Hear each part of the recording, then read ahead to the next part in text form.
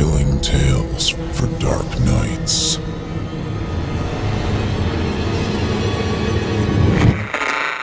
Want to make sure you never miss a Chilling Tales for Dark Nights video again? Be sure to subscribe and hit that bell to turn on notifications. It was the sort of bizarre incident that would forever haunt a small town such as ours. The Catsup Massacre, we called it. Though it wasn't exactly a massacre in the traditional sense. No one could quite agree on how or when it had happened, but the stories varied wildly.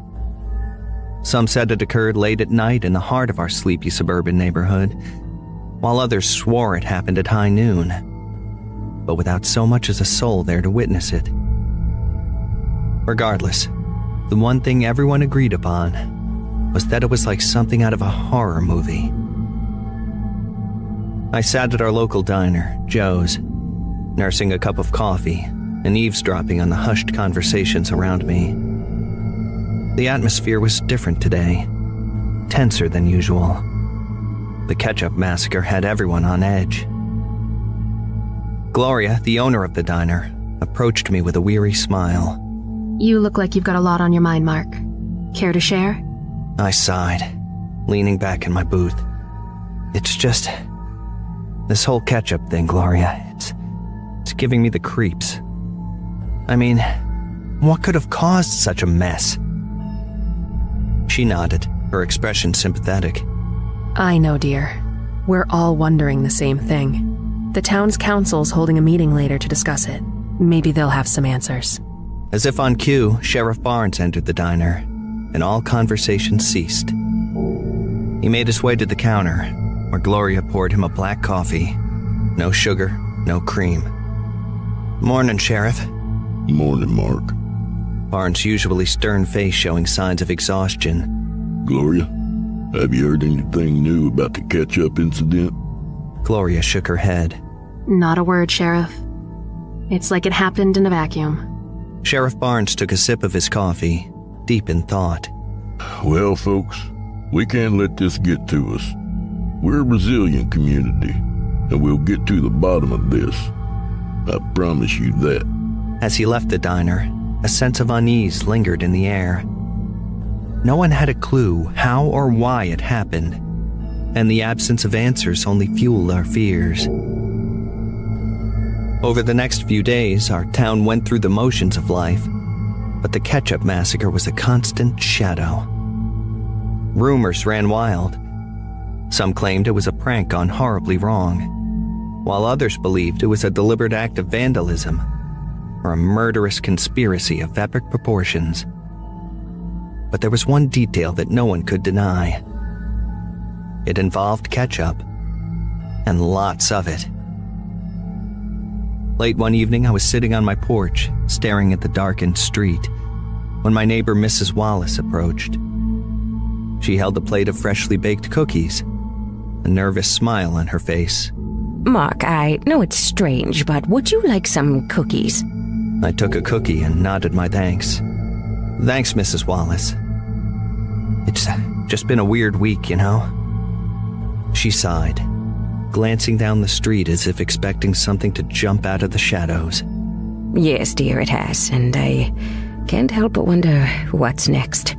The truth is, the incident dubbed a massacre started when thousands of glass ketchup bottles were found in Rick Swenson's yard, mostly emptied of their contents. Instead of being in their respective containers, the ketchup, a bona fide tidal wave of it, from the looks of it, had more or less engulfed Swenson's once immaculate home. And Rick, well, he and the members of his family, including his wife and 4 children, were nowhere to be found. That is, until someone checked the basement and discovered their corpses, each of them filled from head to toe, every pore and orifice, with the viscous red condiment. At least that's what the rumors were saying. It all sounded too horrible to be true. An entire family having been essentially embalmed, like Heinz-sponsored piñatas. I couldn't shake the haunting image of the Swenson family's gruesome fate. It was as if they had been transformed into grotesque, ketchup-filled mannequins, their lives cruelly snuffed out in the most horrifying way imaginable. The Catsup Massacre had taken an even darker turn, and I was determined to uncover the truth behind this macabre mystery. As night fell, I left my porch and ventured toward the Swenson residence. The air was thick with an eerie silence, broken only by the distant sound of crickets. The moon cast an eerie pallor over the neighborhood, illuminating the now empty yard that had been a sea of ketchup bottles just days ago, before the local biohazard cleanup outfit had removed practically all trace of the incident. The outdoors portion of it, anyway.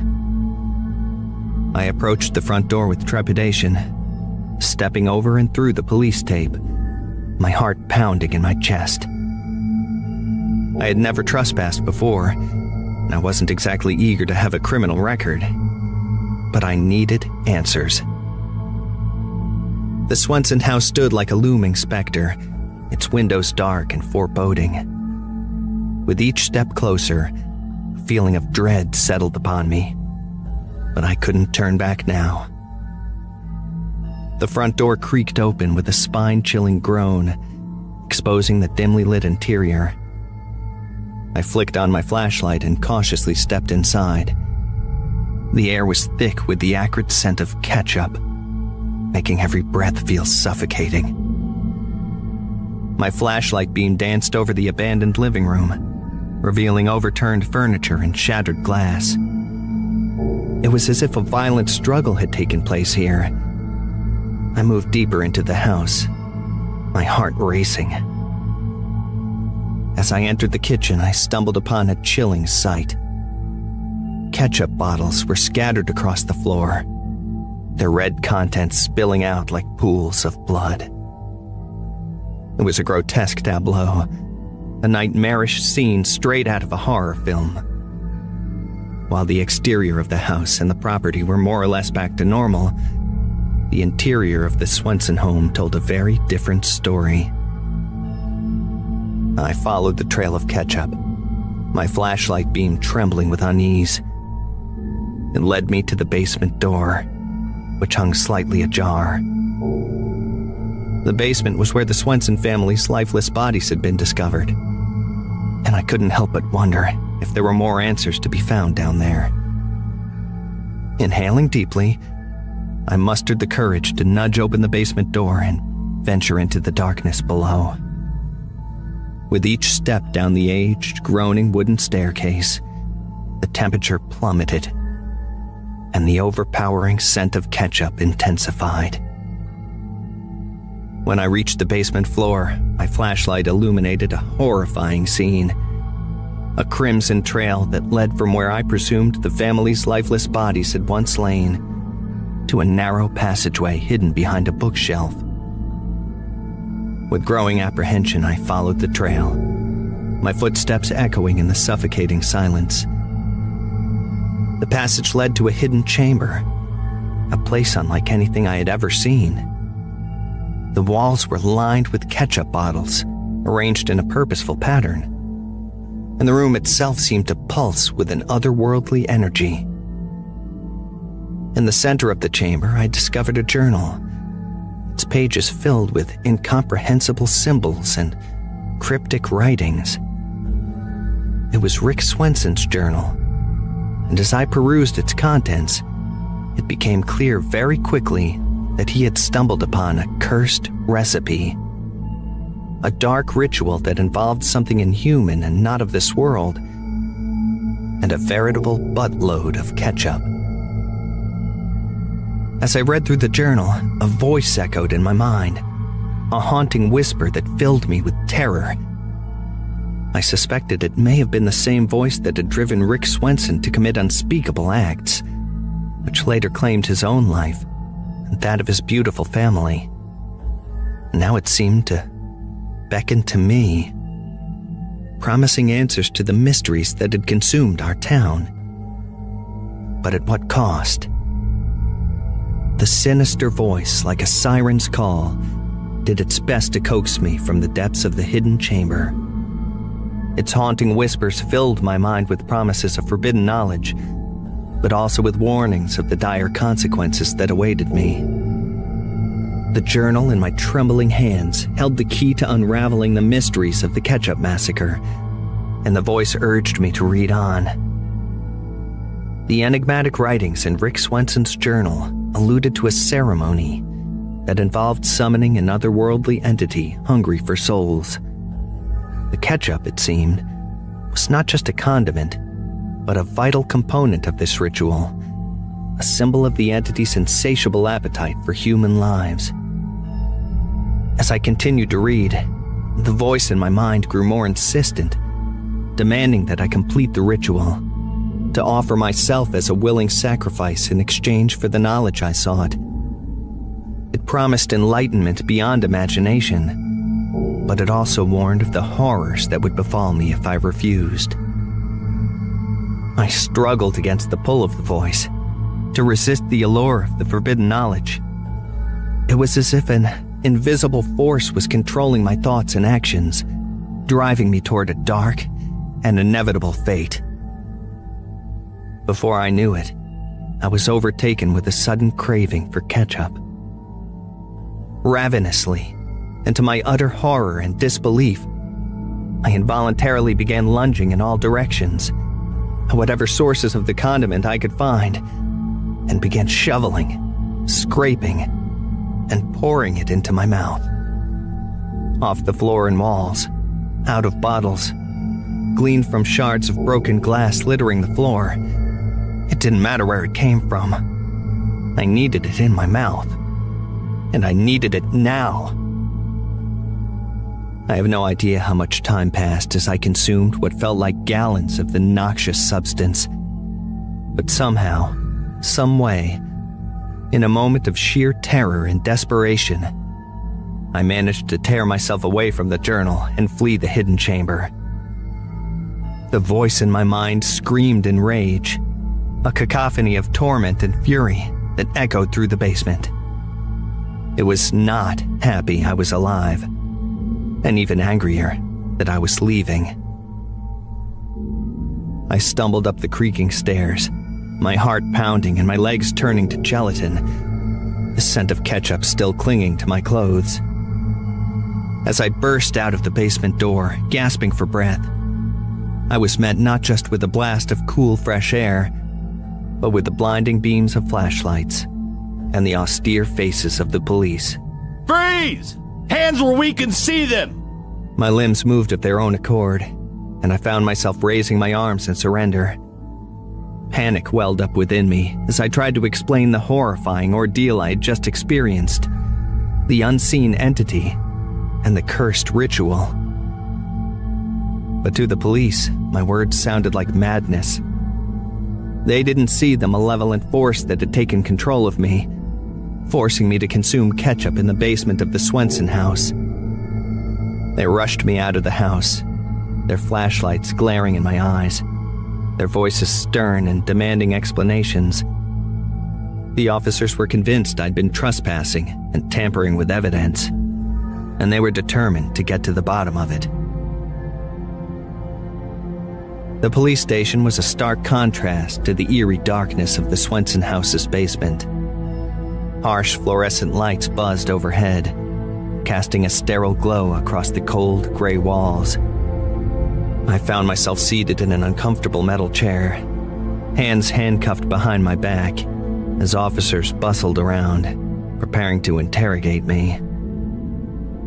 Sheriff Barnes, his brow furrowed with suspicion, entered the room and took a seat across from me.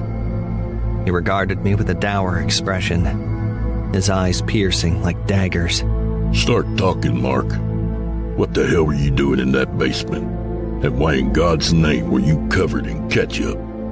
I took a deep breath, my mind racing to find the right words to explain the horrifying ordeal I had endured. The memories of the unseen entity that had controlled my actions, the voice in my mind, and the accursed ritual from the journal were still fresh and haunting. Sheriff, I know this is gonna sound crazy, but there's something in that basement. something otherworldly. It forced me to consume ketchup, gallons of it, against my will. I couldn't stop myself. Sheriff Barnes exchanged a skeptical glance with the officers in the room, who listened intently but with evident doubt. I found Rick Swenson's journal. It mentioned a ritual, a dark entity hungry for souls. I think it's still down there, and it wanted me as a sacrifice. The room fell silent for a moment, the air heavy with disbelief. But then, one of the officers, Deputy Rodriguez, spoke up. Sheriff, we should at least check the basement. Make sure there's nothing else or new down there. Sheriff Barnes nodded reluctantly, and they uncuffed me, leading the way back to the Swenson house. As we descended into the basement, my heart raced with dread, fearing what we might find. The basement was eerily quiet now, devoid of the malevolent force that had once controlled me. The ketchup-smeared bottles and crimson trails remained as eerie reminders of the horrors I had experienced.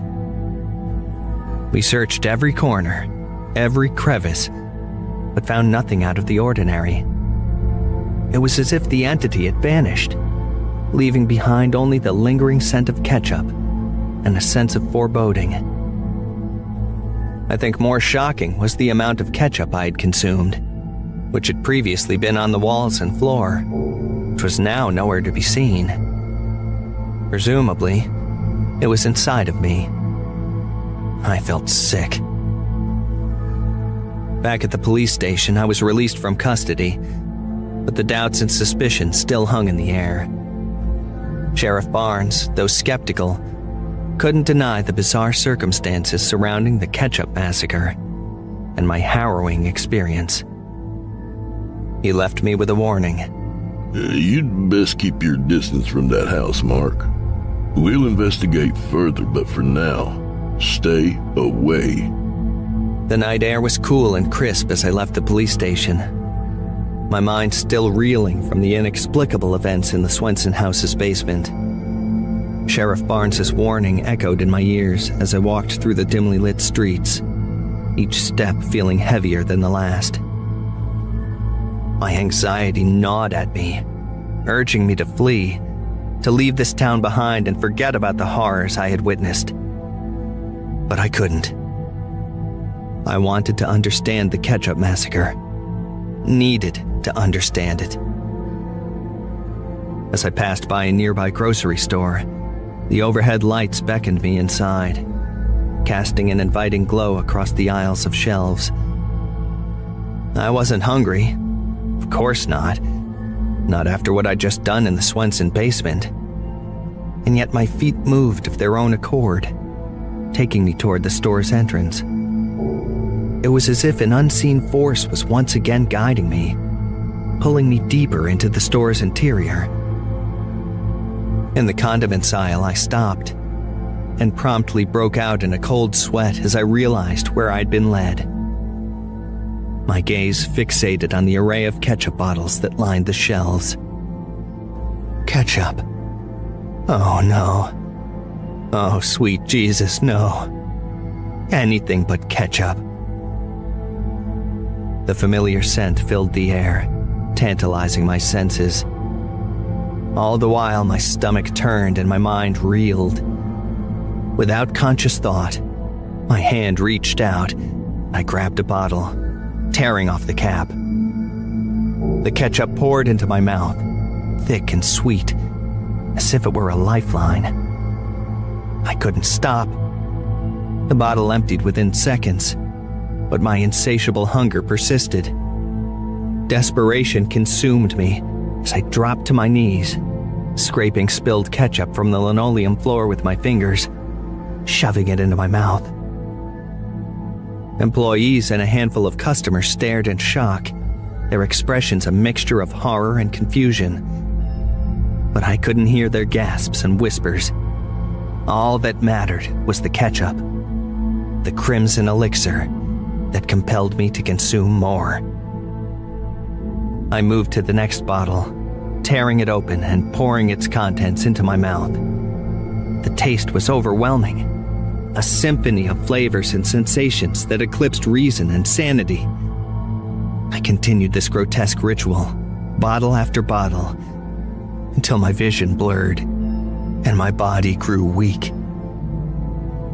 My consciousness waned as darkness closed in, threatening to consume me entirely. But just as I teetered on the precipice of oblivion, a pair of arms seized me, pulling me away from the ketchup-covered aisle and into the harshly lit grocery store parking lot. The concerned grocery store clerk who had witnessed my disturbing episode held me firmly, her voice a soothing presence in the chaos of my mind. Hey, are you all right? What happened in there? I struggled to form words, my throat raw from the onslaught of vinegar-laced ketchup. I don't know. Something took control. Forced me to... She nodded, her expression sympathetic. You're safe now. We'll get you some help. As the police were called once again, I was left with the unsettling knowledge that the entity from the Swenson house had not released its grip on me. Then I passed out. I awoke in a sterile hospital room, the harsh white light overhead making my head throb with pain. I could hear the distant hum of the medical equipment and the muffled voices of nurses and doctors outside my room. My body felt weak, and the memories of what had transpired at the grocery store flooded back with horrifying clarity. A doctor entered the room, her face a mask of concern. Mark, can you hear me? My name is Dr. Reichman. You gave us quite a scare. I nodded weakly, struggling to sit up. What happened to me? The doctor hesitated for a moment before speaking. You suffered a severe physical and psychological episode, Mark. Your consumption of ketchup in such large quantities was extremely dangerous. We had to pump your stomach to remove the excess condiment. And there's something else you should know. I watched her, anxiety gnawing at my insides. What is it? The doctor's expression grew graver. While you were unconscious, we ran some tests. It appears that the ketchup you ingested had some unusual properties. We're not entirely sure what caused your compulsion to consume it, but it's unlike anything we've ever seen. My mind raced, thoughts of the entity and the cursed ritual resurfacing. You have to believe me, Doctor. It wasn't my choice. Something forced me to eat it. The doctor raised an eyebrow, clearly skeptical. Well, we'll need to keep you overnight in our psychiatric ward for observation, sir. Your safety is our top priority. I was led to the psych ward, confined to a room with padded walls and a single narrow window. My mind was in turmoil, haunted by the events that had unfolded in the Swenson basement and the grocery store. I had to find a way to break free from the entity's influence, to stop the unnatural compulsion to consume ketchup. The night in the psych ward was long and restless, filled with nightmares of crimson floods and echoing whispers. But by morning, I was released, deemed stable enough to be discharged. I couldn't stay there, not with the darkness that still lurked in our town. Leaving the hospital, I knew I had to uncover the truth about the Catsup Massacre and the malevolent force that had taken hold of me. The horrors I had witnessed, the ritual, and the entity hungry for souls were all pieces of a puzzle that needed to be solved. With determination burning in my chest, I set out to investigate further, starting with the Swenson house. I had to understand what had transpired in that hidden chamber, what had driven Rick Swenson and his family to their gruesome fate. perhaps there were answers hidden within the journal that had been my undoing. I returned to the Swenson house, this time in the light of day. The police tape had been removed, and the exterior appeared deceptively normal. I approached cautiously and quietly, on the lookout for any police presence. Seeing none, and with a sigh of relief, I proceeded. The eerie silence still hung in the air as I entered the house, my heart pounding with each step. In the basement, I was pleased to find the journal where I had left it, and hurriedly perused it once again, doing my best to try and decipher its cryptic symbols and writings. It spoke of an entity from another realm, a being of immense hunger and authority. The ritual that Rick Swenson had unknowingly unleashed had bound the entity to our world. And as ridiculous as it sounded, ketchup, of all things, was the conduit through which it could feed. As I delved deeper into the journal's pages, I began to piece together the components of the ritual. It involved a series of incantations, gestures, and the consumption of ketchup in large quantities. I shuddered at the thought of what I had been compelled to do in that place. I imagined I would be losing sleep over it for years, if not decades. With newfound knowledge and a growing sense of dread, I realized that the only way to banish the entity and end the curse of the Catsup Massacre was to reverse the ritual. I had to find a way to break the connection between the entity and our world. The journal hinted at a way to undo the ritual, a complex and perilous process that involved collecting specific ingredients and performing a counter-ritual. It was a dangerous path, one that would test my courage and resolve to the limit, but I had no other choice. My first step was to gather the ingredients, some of which were rare and obscure. Nervously, I traveled to antique shops, consulted with local historians, and scoured libraries for information on ancient rituals. Fortunately, I was met with no further interference from the entity and suffered from no compulsions. Each piece of the puzzle brought me closer to understanding the true nature of the entity and the extent of its hatred for mankind.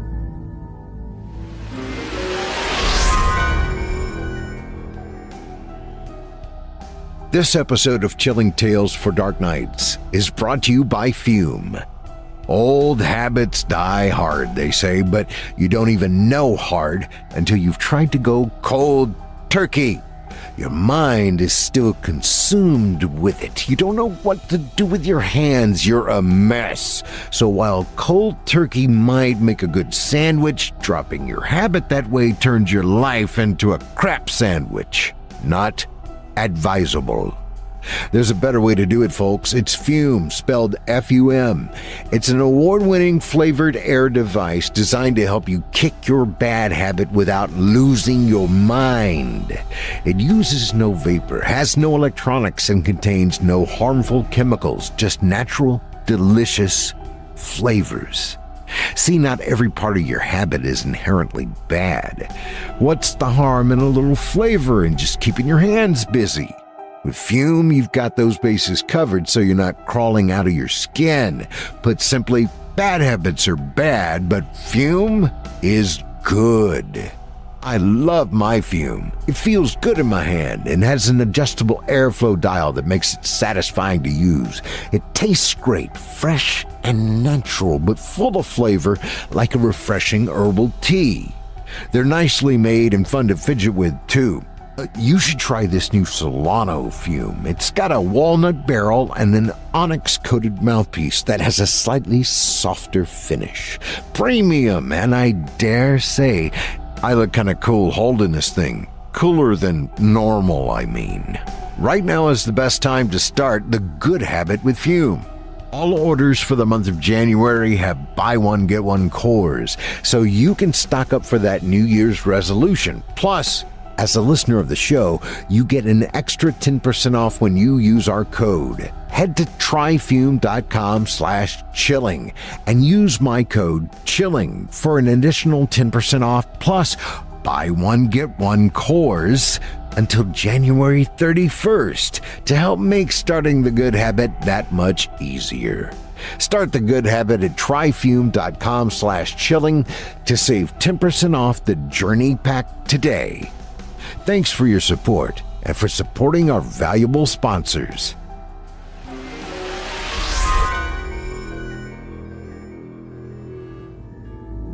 As the days turned into weeks, I uncovered the final ingredient needed to complete the counter ritual. It wasn't at all what you would expect. It was not some relic from a bygone era, or a vial of some exotic elixir. No. It was mustard. That's right. Ordinary mustard. It sounded wrong in so many ways, but who was I to argue with the journal? What else could I do? I had no choice but to trust it and hope for the best. With the final ingredient in hand, I truly believed I possessed the power to sever the connection between our world and the entity's realm. There was one final hurdle, however. The concoction had to be administered at the site where the original ritual had taken place, in the Swenson basement. The night of the counter ritual arrived, and I stood alone in the basement, armed with the knowledge I had gained from the journal, and the vial of what I suppose you would call a potion. A mustard-based potion that I was convinced tasted even worse than it smelled. But no matter. The air was thick with anticipation as I returned to the Swenson home for what I hoped was the final time. I was surprised to find that even after all this time, the scent of ketchup still lingered. A haunting reminder, I thought, of the horrors that had unfolded here. With trembling hands, I began to recite the incantations and perform the gestures outlined in the journal. Each word and movement had to be precise, and any mistake could prove fatal. The basement seemed to come alive with unseen forces. I could sense the entity's presence lurking in the shadows. It was furious, and I didn't have much time. As I neared the final step of the counter ritual, I uncorked the vial. Without hesitation, I did as I was trained, splashing a portion of it on the floor, smearing some on the walls and ceiling, and finally ingesting the last of it.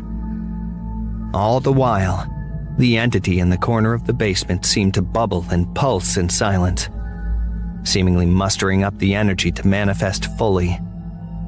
I braced myself for whatever was about to happen next.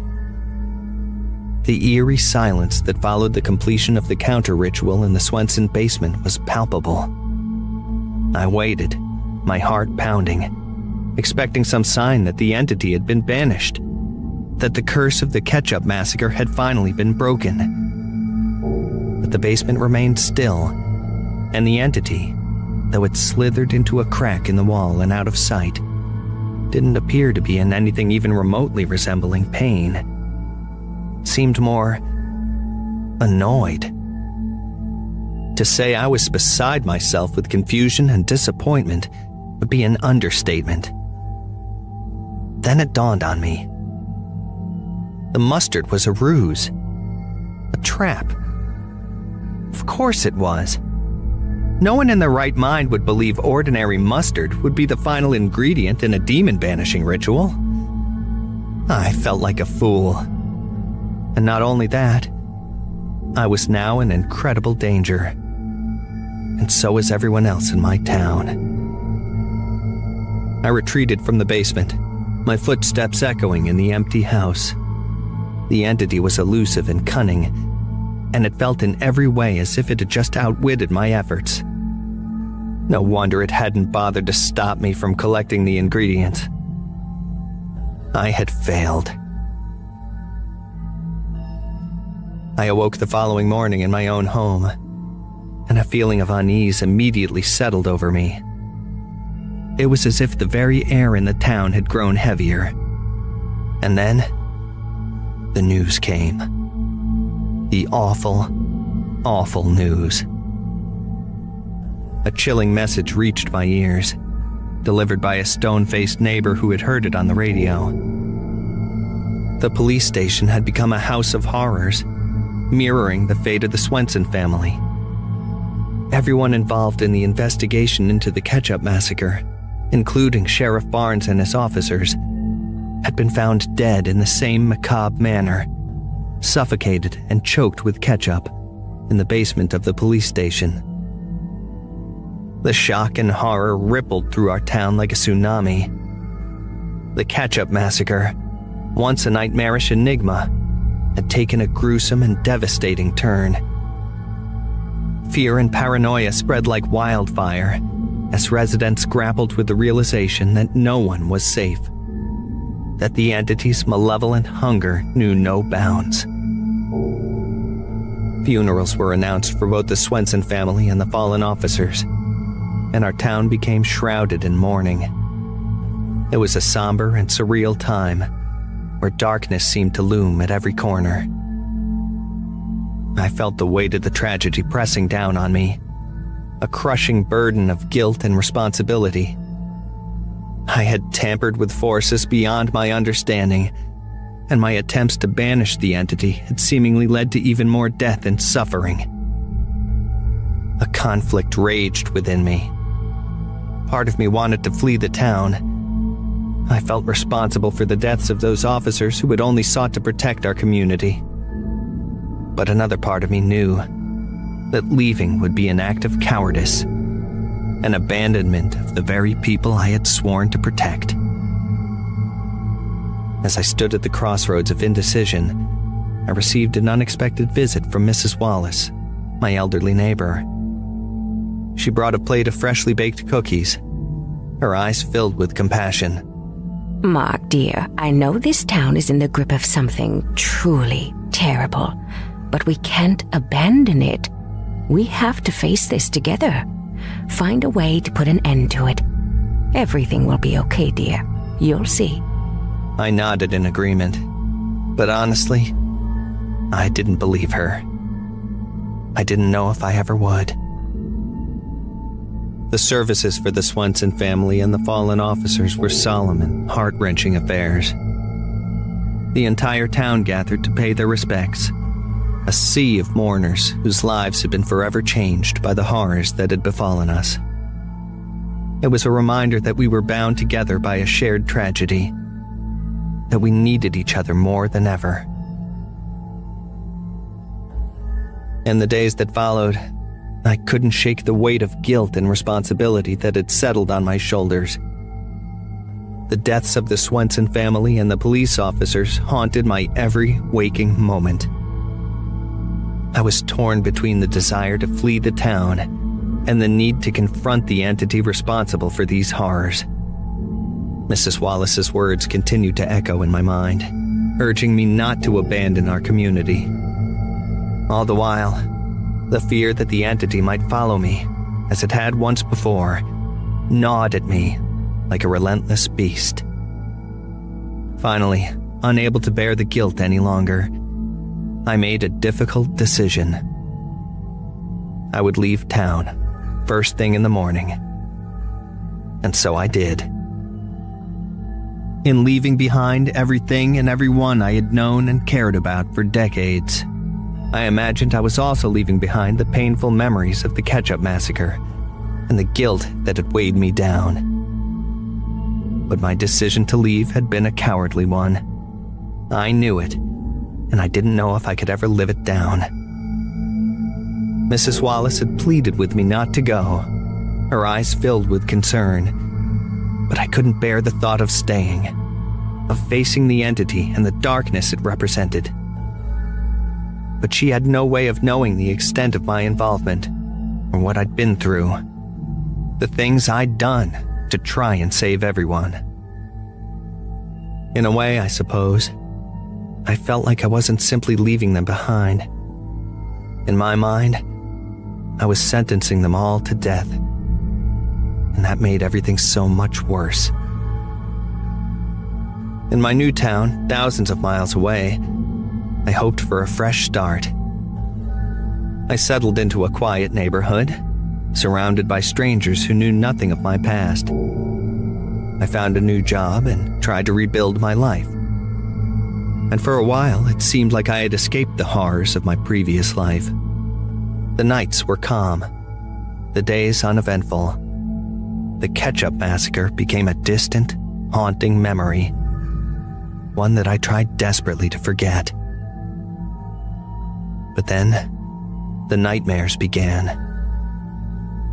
I would wake in the dead of night, bathed in sweat, the echoes of screams and the smell of ketchup filling my senses. The nightmares were vivid, as if the entity that had haunted me had found a way to reach me even in my new home. The people in my new town were kind, their smiles warm, but I couldn't escape the feeling that something was terribly wrong. My paranoia grew, and I found myself watching the neighbors, searching for any signs of any disturbance or calamity, but there was nothing. Only the quiet routines of everyday life. I tried my best to relax, I promise you. And then, one fateful day, it happened. All my hopes came crashing down like a house of cards. It would have been an ordinary Wednesday if it hadn't been for the morning news report that shook me to my core. A massacre had occurred in my new town.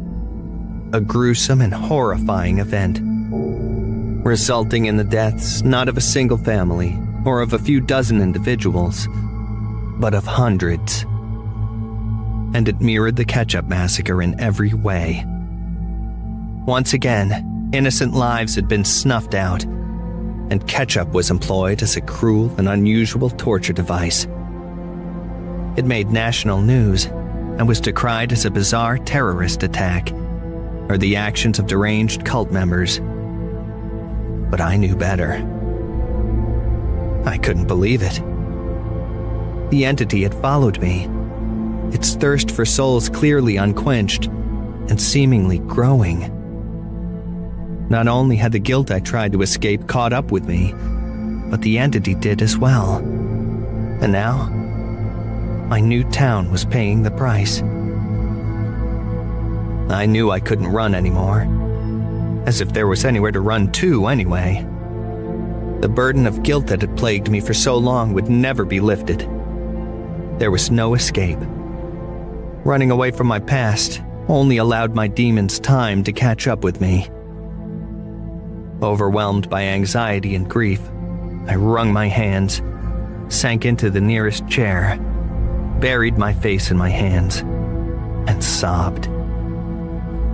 I cried for a while, cursing my stupidity and foolishness, feeling sorry for myself, until a scent wafting through the air caught my attention. In shock and dismay, I immediately sobered up and wiped the tears from my face. The vinegar-rich, sickly sweet odor was unmistakable, and it was growing stronger by the moment. I braced myself as the smell filled the room, and watched in silent horror as a fog-like substance, reeking of a condiment-drenched basement, seeped into my apartment from beneath my front door. I would recognize that scent anywhere. That unforgettable stench. Oh God, I thought. I smell ketchup.